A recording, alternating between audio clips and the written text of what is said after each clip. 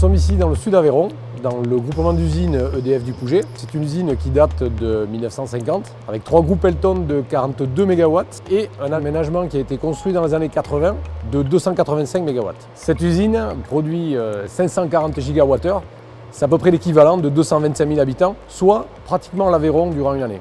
Le projet de rénovation du PSEM a été lancé il y a 3 ans maintenant. Cela résulte d'une différentes expertises qui ont été menées en 2010, 2011 et plus récemment encore, en collaboration avec Siemens, EDF ainsi que RTE. À cette occasion, il a été décidé de remplacer les disjoncteurs hydrauliques par des disjoncteurs à commande mécanique de type rétrofit. On a pu tirer les leçons et l'expérience du premier disjoncteur qui a été mis en service en 2014 sur la centrale du Havre. Les enjeux de la rénovation sont en fait de garantir la performance de l'usine du Pouget, mais surtout de maintenir un disjoncteur qui date des années 80 et qui a été entièrement rénové par l'entreprise Siemens en vue de garantir sa pérennité 30 ans encore.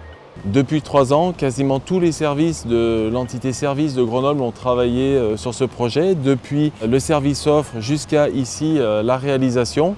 Une des difficultés de ce projet était notamment l'encombrement du site. Pour réaliser l'ensemble des levages, on a dû réaliser plusieurs réunions de préparation ici, rencontrer régulièrement le grutier, le client, afin d'être sûr que l'ensemble des levages pouvait bien être réalisé pour tous les équipements de la plateforme qui devaient être démontés puis remontés.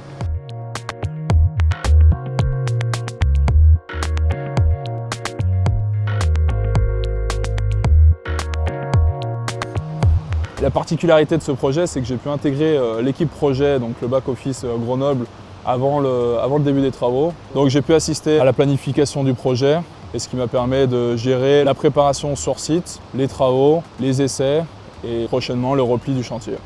Pour permettre la réalisation de ce chantier, nous avions une période de 12 semaines durant laquelle le client coupait son groupe de production. Donc nous avons pu réaliser le démontage et le remontage de l'ensemble des parties de l'installation. L'autre particularité de ce chantier, c'est la très bonne collaboration qu'on a avec les différentes entités présentes sur le site. Commençant par EDF CIST, l'exploitant et notre sous-traitant Rémi et tous les autres sous-traitants qui ont apporté leur part au bon déroulement du chantier. Au stade actuel du projet, bien que celui-ci ne soit pas mis en service, nous pouvons constater que ce travail collaboratif était une vraie réussite.